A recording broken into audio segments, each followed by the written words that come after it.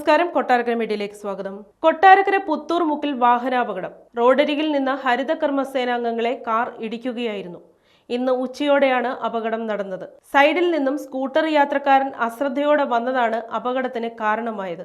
റോഡിന് നടുക്കുവരെ എത്തിയ സ്കൂട്ടർ യാത്രക്കാരനെ രക്ഷിക്കാൻ ശ്രമിക്കുന്നതിനിടെയാണ് കാർ റോഡരികിൽ നിന്ന് സ്ത്രീകളെ ഇടിച്ചത്. 3 സ്ത്രീകൾക്ക് അപകടത്തിൽ പരിക്കേറ്റിട്ടുണ്ട്. ഇതിൽ 2 പേരുടെ നില ഗുരുതരമാണ്. ഇവരെ നിലവിൽ തിരുവനന്തപുരം മെഡിക്കൽ കോളേജിൽ പ്രവേശിപ്പിച്ചിരിക്കുകയാണ്.